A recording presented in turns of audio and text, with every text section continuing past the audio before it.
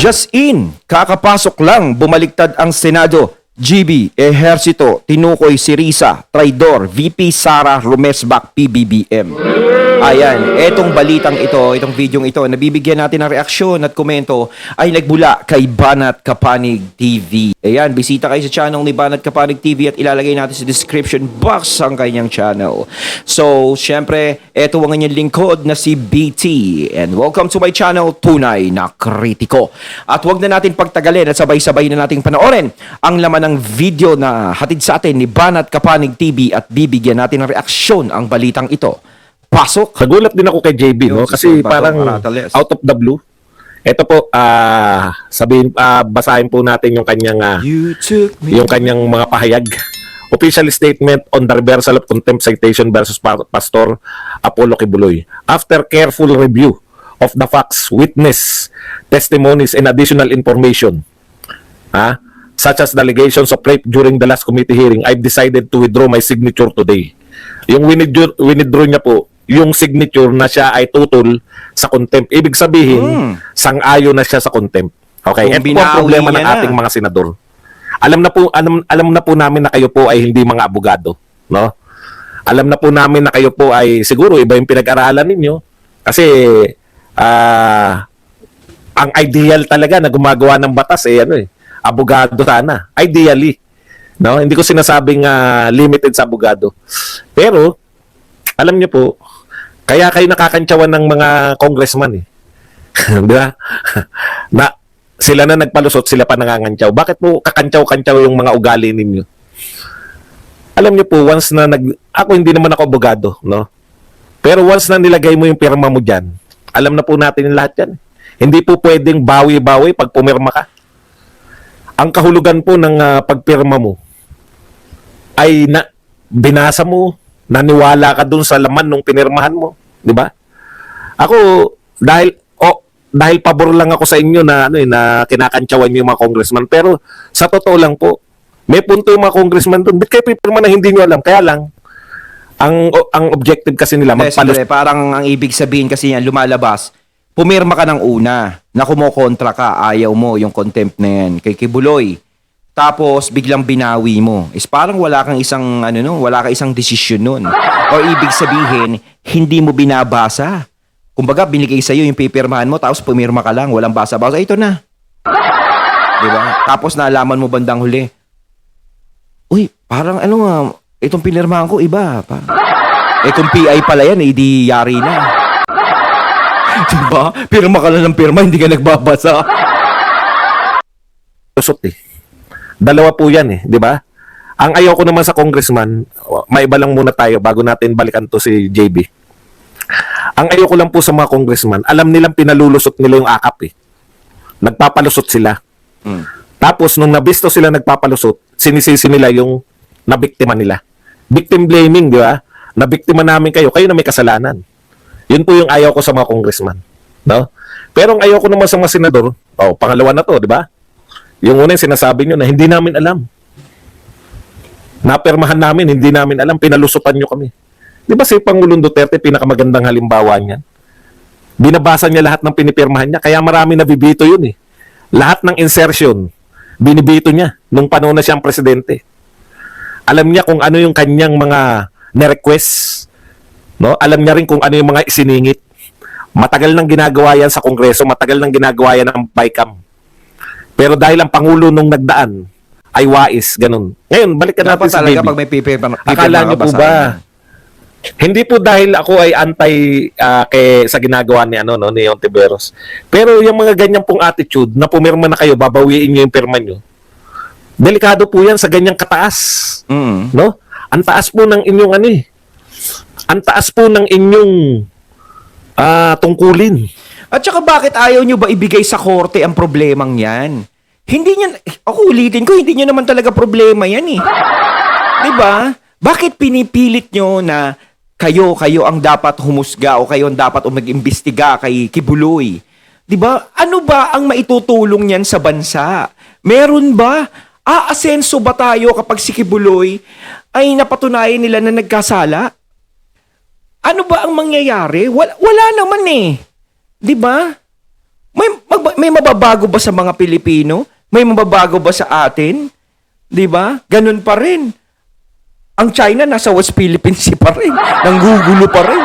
Ganun pa rin. Ang bigas natin 80 pa rin. Oh, 70. Ang mahal pa rin ng gasolina. 'Di ba? Wala namang magbabago eh. Bakit ayaw nyo na lang ibalato yan sa DOJ? Sa korte na lang yan? Gusto nyo ba to make sure na talagang maparusahan si Kibuloy? At meron kayong mapalabas na, na hula na maaaring may isangkot si Kibuloy sa mga ibinibintang sa kanya? Yun ba ang hinihintay? Kaya diyan mismo pinipilit talaga si Kibuloy diyan sa Senado. 'Di ba? Hindi niyo na po problema 'yan. Hindi namin po kayo binoto. Siyempre hindi natin sila binoto para sa mga ganyang klaseng problema lang. So good kung ganyan kayo na mga taong nagkakasala ng ganyan. Talagang gusto niyo maparusahan, pero may batas po tayo. May hustisya tayo rito, may korte tayo dito na dapat pagdalan sa kanya. Bakit yung problema ng korte ay pinoproblema nyo pa? Hindi nyo na problema yun. At hindi bumoto ang mga tao sa inyo para problemahin yung mga personal na bagay nila. Ang senador po, pangatlo po yan eh. Sa pinakamataas sa Pilipinas eh. Presidente, Vice President, Senador. Para po magpabago-bago kayo ng isip.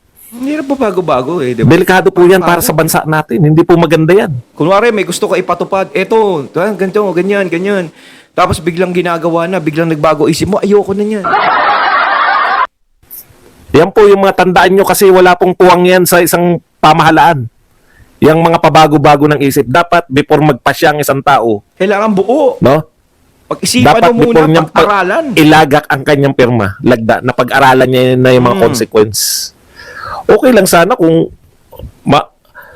tignan nyo kung lumipas mga 2 buwan tapos may pangyari, araw lang po ang lumipas eh. Isang araw lang eh. Alam niyo po ba ibig sabihin ng isang araw? Na-review mo kagad? Sa loob ng isang araw, nagbago ka agad? In the first place, bakit ka pumirma nung simula? Hindi, ayaw ko siyang akusahan ng kung ano. Baka nagkakape siya noon. Tapos ito, may papipirma kami sa'yo. Pinirma yun, sige, thank you. Pinirma ka. Tapos na siya magkape, nagbasa siya. Nabasa niya. Kaya lang Ay, yung pagkatao yun. Oh. Yung pagkatao mo yun, once na magpasya ka, kaya nga dapat matagal ang pagpapasya eh. Iniisip mo lahat ng yung pagpapasya. Nasa mataas kayong posisyon dahil lahat yan is magiging sa inyo yan, magiging batik sa inyo yan. Kailangan kapag may mga pipirmahan kayo, is basahin nyo maigi. 'Di ba? Pag-aralan nyo maigi. Ano ba ang nito? 'Di ba? Ngayon, kapag napag-aralan nyo, binasa nyo, saka kayo magdesisyon. Kasi nga naman tama si Sir Badong, kapag ganyan na pumirma ka, tapos babawiin mo, parang wala ka isang desisyon. So, paano ka magpapatupad o gagawa ng trabaho mo dyan sa Senado kung pabago-bago ka ng isip? 'Di ba? Mahirap yun.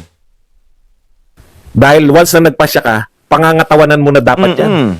Hindi. Dito sa setup ng ating pamahalaan ngayon, kanino nga ba magmamana yung mga yan? Yan na. Ilang beses na ba natin nakita yung presidente natin na nagbabago-bago? Mahirap pong pagtiwalaan yung mga leader na ganyan kasi saan ka dadalhin? Minsan kasi mga tao ang mga tao makikita mo yan sa isang salita eh. Mas bilib pa ako dun sa mga tao na may isang salita. Kasi isang araw lang ang namagitan eh. Hindi po ba? Isang araw. Hindi na siya na gano'n, no? Sorry, hindi ko nabasa eh. Ngayon ko lang nabasa. Uy. Oo nga, yun na nga yun eh. Kaya nauso. Nauso yung pabago-bago natin dahil yung presidente rin natin, ganun din. Okay, punta na po tayo rito. Kaya hindi niyo po hindi po tumaas ang inyong niyan. Marami pong hindi bumilib sa inyo, sa ginawa ninyo. Hindi dahil sa sila ay kung ako, siyempre kanya-kanya ako kasi. Hindi, tinitingnan ko yung tao sa kanyang once na manindigan na, hindi.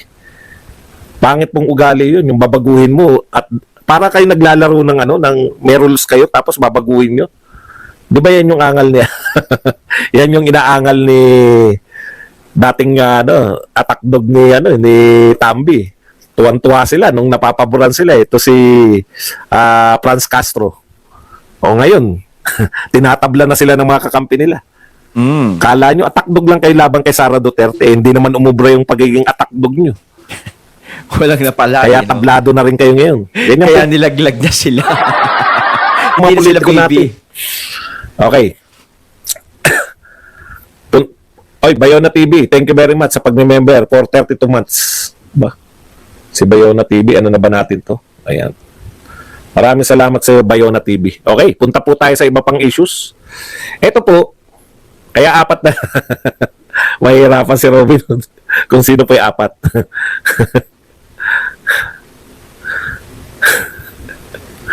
Ito po, tignan nyo po to. Ito mga patawan na to eh. PBBM stands by suspension of 139 NFA officials. O, di ba? Natatandaan nyo, may sinuspinde. Sino po nagsuspinde? Pangulo po ba nagsuspinde? Agriculture Secretary po ba nagsuspinde? Hindi po. Ang nagsuspinde po rito sa mga nagtinda ng bigas, ombudsman. No, ombudsman po. Ang ombudsman po, hindi po yan under ng presidente. No? May sarili, parang Supreme Court yan. May buhay na sarili yan. Yung mga commissioner, hindi po yan under ng Pangulo. May sarili po silang mga pag-iisip. Ngayon, pinagmamalaki na nitong mga supporters ni PBBM na okay tanyo, kaya ba ni, kaya ba ni si Digong yan noong panahon nila? Alam nyo, sa totoo lang, baliktad na naman kayo. Pinagmamalaki nyo yung ginawa ni PBBM. Ano ba ginawa niya? Ha?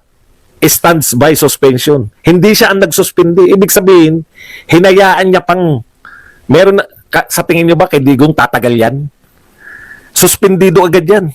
Pag nabalitaan ni Digong, sabihin niyo pa, ginawa ba to ni Digong? Oh, hindi gagawin. Hindi gagawin ni Digong yan dahil siya mismo yung magsususpindi. Yan ang hirap no? Nagkakaroon talaga ng kumparahan noon sa pagpapalakad ni FPRRD sa pagpapalakad ni PBBM. Diba? Kumbaga, si Tatay Digong is meron siyang sariling style, sariling patakaran sa buhay niya. Si PBBM may sarili ding kalakaran sa buhay niya na hindi dapat pagsabungin. Para kasing pinagsasabong yung ganyan eh. No, na, ngayon, ganito, may inano si PBBM, hindi kaya ni Digong yan. Yung ginawa ni Diba? Kaya syempre, is nandudoon yung mga suporta kay Tatay Digong, ipaglalaban ngayon nila. 'Di ba? Kasi parang ang nangyayari, comparison, nagkakaroon ng comparison. Ang pangit kasi na kinukumpara eh. 'Di ba? Hindi naman magkamukha si PBBM tsaka si Tatay Digong, 'di ba? Masyadong kinukumpara. May ibang ginawa si Tatay Digong na hindi ginawa ni PBBM. At si PBBM may ginagawa na hindi ginagawa ni Tatay Digong. Ganun yun eh. Hindi magkakapareho ang mga umuupo dyan. Kaya dapat is, wag nang ibalik yung nakaraan. Kasi alam din naman ng mga tao kung ano talaga yung mga ginawa ni Tatay Digong. Kasi yung mga nagsasalita lang kay Tatay Digong na ganyan, wala namang ginawa, ganyan, ito yung ngayon ginagawa. Kasi sila yung kapag inis ka o may galit ka or antay ka, kahit maganda yung nakita mo noon, magiging pangit sa paningin mo ngayon. Ganun yun eh. Pero kung talagang wala, ikaw ang tao na minimal ka lang, balanse ka lang, no? Mararamdaman mo talaga yung naging trabaho nung nakaraang administrasyon tsaka nung ngayong administrasyon. Kung minimal ka lang. Pero kung talaga na medyo may pinapanigan ka is, lagi mong ikukumpara ang nakaraan sa ngayon. No, na hindi naman dapat. Sila hindi naman nagkukumparahan. Si Marcos ba? Si PBBM, kinukumpara niya yung sarili niya kay Tatay Digong. Si Tatay Digong ba, kinukumpara niya yung sarili niya kay PBBM? Nagsasalita ba si Tatay Digong na, ay nung ako presidente, ganyan eh. Ikaw, ganyan ka, presidente ka ngayon, wala ka. Hindi naman, si PBBM ba, nagsasalita na, ikaw, yung presidente ka dati, wala kang ginagawa, ganito, ganyan eh. Ngayon ako presidente. Wala naman sila eh. Talaga nagpapalawak lang ng gawak na yan, yung mga alitap-tap talaga. Ang problemang comparison na yan. 'Di ba? Kaya hindi rin natin masisisi na kung bakit umatake ang mga Duterte supporters at nagsalita dahil sa mga ganyang klase na comparison sa iba. Kasi tahimik naman nun ng mga Duterte, wala namang problema eh. Nung sinimulan lang talaga nung taong yun, nung alitap-tap na yun, na magsimula ng problema is eto na, uminit na ng uminit. Hanggang sa makarating na sa pangalan ni Marcos, sumabit na sa pangalan ni Marcos, nagbangga ang Duterte, Marcos, ganto, ganyan, na hindi naman dapat nangyayari. Nasira ang pagsasamahan na inaasahan natin noong eleksyon. Na siyang magbabangon dito sa atin, dito sa bansa natin. Hindi yung ombudsman pa. Nanawagan tayo, 'di ba? Sabi natin, bakit hindi niyo suspindihin? Under investigation sila. Yung kawalan ng aksyon pinagmamalak sa totoo lang, no? Yung kawalan ninyo ng may pagmamalaki sa ginagawa ng pangulo, pati po yung kawalan niya ng aksyon. Hindi nga siya umaksyon eh. Hindi nga sinuspindi. Ombudsman pa Yun, at ating natunghayan ang video na nagbula kay Banat Kapanig TV at syempre yung boses na yun na nagbula kay Sir Badong Arateles. Ayan mga katunay ha, may pabawi-bawing senador. Ano ba yan? Ako nagdedelikado ka din. Ang hirap talaga kapag pabago-bago ka ng desisyon. Dapat kapag ikaw ay nasa posisyon na yan, meron kang isang salita. Kasi delikado yung ganyan yung nagpapabago-bago. Tip ko lang. Kayo mga katulay na masasabi nyo tungkol dito. Comment lang po kayo sa comment box. So once again, I'm BT and I'm out. Peace.